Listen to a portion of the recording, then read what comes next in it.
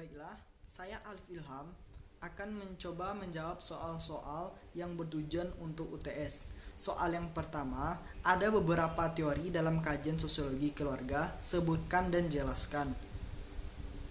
Teori yang pertama yaitu teori struktural fungsional yang merupakan bagian-bagian dari sistem dengan cara kerja pada setiap bagiannya itu terorganisir. Nah, pendekatan teori ini mengakui adanya segala keragaman dalam kehidupan sosial yang kemudian diakomodasi dalam fungsi sesuai dengan posisi seseorang dalam struktur sebuah sistem. Teori yang kedua yaitu teori sosial konflik adalah proses perubahan dari tatanan sosial yang lama ke tatanan sosial yang baru dan disesuaikan dengan kebutuhan dan kondisi keluarga. Teori yang ketiga yaitu teori ekologi, merupakan proses sosialisasi anggota keluarga mulai dari lingkungan besar sampai ke lingkungan inti. Nah, pendekatan teori ini menyangkut hubungan interpredensi antara manusia dan lingkungan di sekitarnya sesuai dengan aturan norma dan kultural yang dianut. Teori yang keempat adalah teori gender, merupakan perbedaan peran, fungsi, status, dan tanggung jawab pada laki-laki dan perempuan sebagai hasil dari bentuk konstruksi sesuai dengan budaya yang tertatan lewat proses sosialisasi dalam masyarakat.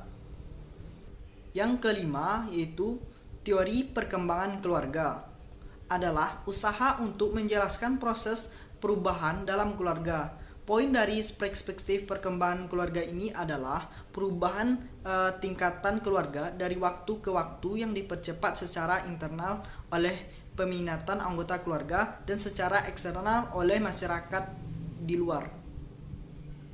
Dan yang terakhir adalah teori interaksionis simbolik, merupakan proses interaksi individu yang dimulai dari suatu proses stimulus secara otomatis dan langsung menimbulkan respon oleh si aktor. Nah, teori ini merupakan interaksi simbolik yang digunakan dengan mengkaji keluarga melalui perspektif sosial yang bersifat psikologi. Soal yang kedua, sebutkan dan jelaskan fungsi-fungsi keluarga.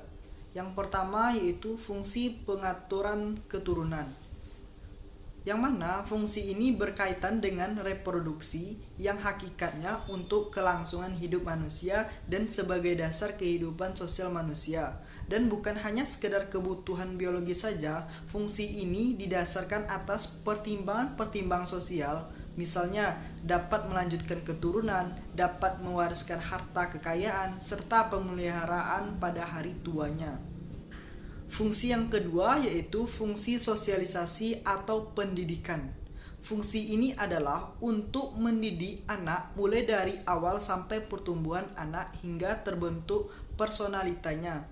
Agar si anak dapat berpartisipasi, maka harus disosialisasikan oleh orang tuanya tentang nilai-nilai yang ada dalam masyarakat. Jadi dengan sosial mengenai apa yang senyatanya baik ataupun buruk. Selanjutnya yaitu fungsi yang ketiga, fungsi ekonomi atau unit produksi.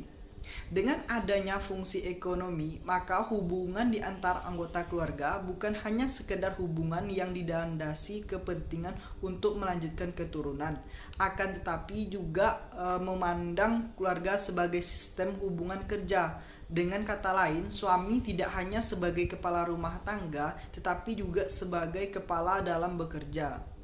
Fungsi yang keempat yaitu fungsi pelindung dan proteksi. Fungsi ini adalah pelindung seluruh anggota keluarga dari berbagai bahaya yang dinilai oleh suatu keluarga. Nah, keluarga sebagaimana kita ketahui, keluarga itu adalah tempat perlindungan bagi semua anggota dan tempat untuk menciptakan ketenangan dan kebahangatan. Fungsi yang kelima adalah fungsi penentuan status. Jika dalam masyarakat terdapat berdasarkan status yang besar, maka keluarga akan mewariskan statusnya pada tiap-tiap anggota atau individu, sehingga tiap-tiap anggota keluarga tersebut mempunyai hak, misalnya menggunakan hak milik tertentu dan hak lain sebagainya. Fungsi yang keenam yaitu fungsi pemeliharaan. Keluarga pada dasarnya berkewajiban untuk memelihara anggota-anggota yang sakit. Nah, fungsi pemeliharaan ini pada setiap masyarakat berbeda-beda. Akan tetapi, sebagian masyarakat mengetahui keluarga dengan pertanggungjawaban khusus yang terhadap anggotanya. Seiring berkembangnya zaman, sebagian dari pelaksanaan fungsi ini mulai banyak ditinggalkan oleh masyarakat dan diambil alih oleh instansi-instansi seperti rumah sakit atau panti jompo. Selanjutnya fungsi yang terakhir yaitu fungsi yang ketujuh, fungsi afeksi. Dalam keluarga terjadi hubungan sosial yang penuh dengan kemesraan.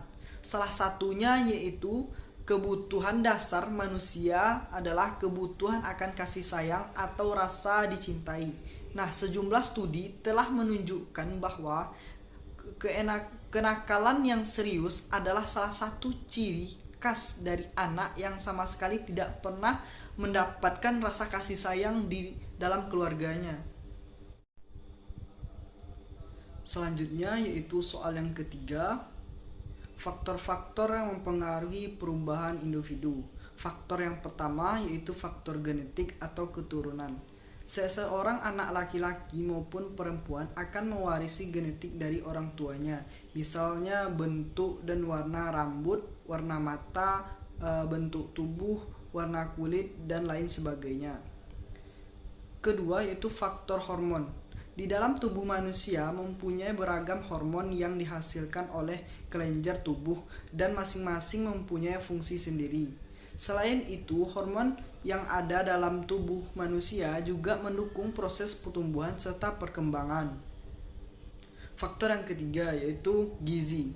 Gizi yang dikonsumsi seperti makanan dan minuman akan mempengaruhi perkembangan dan pertumbuhan manusia. Pada perkembangan dan pertumbuhan manusia, saat tubuh kita akan memerlukan banyak protein, sedangkan air dan makanan yang dikonsumsi juga akan membantu tubuh memproduksi energi dan terbentuknya sel-sel tubuh. Faktor yang keempat yaitu faktor lingkungan. Lingkungan berperan dalam pertumbuhan dan perkembangan manusia, di mana lingkungan itu akan memberi dampak positif seperti cara mengatur emosi, cara bersosialisasi, dan adanya dukungan kemajuan teknologi, baik itu rumah tangga serta perekonomian. Selanjutnya yaitu faktor yang kelima yaitu olahraga dan kesehatan. Olahraga menjadi satu faktor penting dalam pertumbuhan dan perkembangan manusia. Sedangkan kekuatan otot dan tulang saat berolahraga akan tumbuh dengan baik serta sistem imun di dalam tubuh dapat terhindar dari penyakit. Selanjutnya itu faktor yang terakhir yaitu faktor pendidikan. Untuk menunjang perkembangan manusia, peran pendidikan sangat penting bagi manusia, di mana pendidikan akan memberikan efek positif bagi emosional, intelektual, kesehatan, dan mental, dan aktivitas sosial lainnya. Selain itu, pendidikan juga menjadi wadah untuk menimbang proses kedewasaan. Selanjutnya yaitu soal keempat, yaitu teori perubahan sosial. Teori yang pertama ialah teori evolusi. Teori evolusi menjelaskan perubahan sosial yang memiliki arah tetap dan dialami setiap masyarakat. Arah tetap yang dimaksud di sini adalah perubahan sosial akan terjadinya bertahap mulai dari awal hingga akhir. Saat telah tercapainya perubahan terakhir, maka tidak terjadi perubahan lagi. Dan teori ini dikemukakan oleh tokoh-tokoh diantaranya yaitu Auguste Comte, Emile Durkheim, dan Ferdinand Tönnies, dan Herbert Spencer, Lewis Henry Murray, dan Karl Marx. Teori yang kedua yaitu teori novelusioner, di mana teori ini sebenarnya masih juga menganut ide pokok-pokok dari teori evolusi. Akan tetapi beberapa para ahli membuat perbaikan atas ide-ide teori ini yang cenderung dalam menganalisis perubahan sosial yang menekankan pada pendekatan unilinear, dan teori evolusioner tidak terbukti karena tidak sesuai dengan kenyataan. Nah, tokoh teori ini antara lain adalah Gerhard Lasky. Teori yang ketiga adalah teori siklus. Dalam teori siklus, proses perubahan sosial terjadi secara bertahap dengan perubahan yang tidak akan berhenti walau tahapan terakhirnya akan sempurna. Akan tetapi perubahan tersebut akan kembali ke awal untuk peralihan ke tahap selanjutnya. Tokoh yang mengemukakan teori ini antara lain yaitu Pitrin A, Sorkin Anortos B, dan Olof Spindler. Teori yang keempat ialah teori fungsionalis. Dalam teori fungsionalis menjelaskan perubahan sosial merupakan suatu konstan dan tidak memerlukan penjelasan. Oleh karena itu, perubahan sosial bisa saja mengacu sesuatu keseimbangan dalam masyarakat. Jadi, teori fungsional hanya menerima perubahan yang menguntungkan atau bermanfaat untuk masyarakat, sedangkan bagi perubahan yang tidak bermanfaat tidak akan digunakan atau bisa juga dibuang. Nah, tokoh yang mengemukakan teori ini yaitu adalah William Audubon. Teori yang kelima yaitu teori konflik. Teori konflik ini menjelaskan bahwa perubahan hanyalah merupakan dari adanya konflik. Oleh karena itu, konflik yang berlangsung secara terus-menerus, maka perubahan pun demikian akan berlangsung secara terus-menerus. Nah, perubahan pun menciptakan kelompok-kelompok baru dan kelas sosial baru. Nah, konflik antar kelompok dan antar kelas sosial ini melahirkan perubahan berikutnya. Dan tokoh yang mengemukakan teori ini adalah Karl Marx dan Ralph Dahrendorf. Selanjutnya yaitu soal yang kelima, proses terbentuknya perubahan sosial. Yang pertama yaitu difusi. Difusi adalah suatu proses penyebaran unsur-unsur kebudayaan yang meliputi ide-ide, keyakinan, hasil kebudayaan, dan sebagainya dari individu ke individu lain, dari suatu golongan ke golongan lain dalam suatu masyarakat, atau dari suatu golongan masyarakat ke masyarakat lain. Berdasarkan pengertian tersebut, difusi itu dapat dibedakan menjadi dua macam. Yang pertama yaitu difusi intramasyarakat dan difusi antar masyarakat. Yang pertama yaitu difusi intramasyarakat, adalah difusi yang unsur kebudayaannya itu antar individu atau golongan dalam suatu masyarakat. Sedangkan difusi antar masyarakat adalah difusi yang unsur kebudayaannya itu dari suatu masyarakat ke masyarakat lainnya.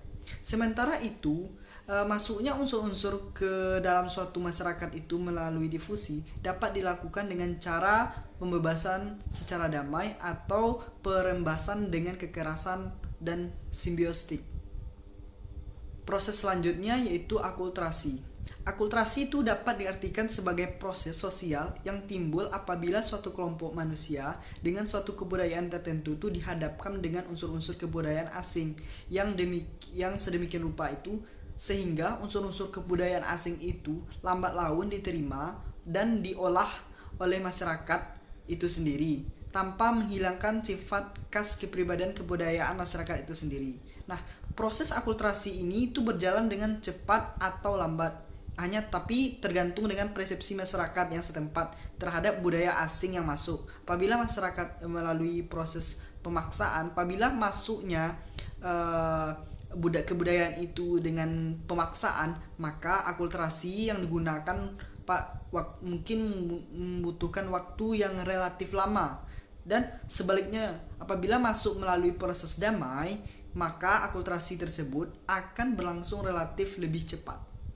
Proses yang selanjutnya itu proses asimilasi, yang mana asimilasi ini merupakan proses sosial tingkat lanjut yang timbul apabila terdapat golongan-golongan manusia yang mempunyai latar belakang kebudayaan yang berbeda-beda, atau mereka itu saling berinteraksi dan bergaul secara langsung dan instansif dalam waktu yang lama, dan kebudayaan-kebudayaan dari golongan-golongan tersebut berubah sifatnya yang khas menjadi unsur-unsur kebudayaan yang baru yang berbeda dengan aslinya. Dengan demikian akan muncul kebudayaan baru yang merupakan kebudayaan campuran dari antara golongan-golongan yang bercampur tadi.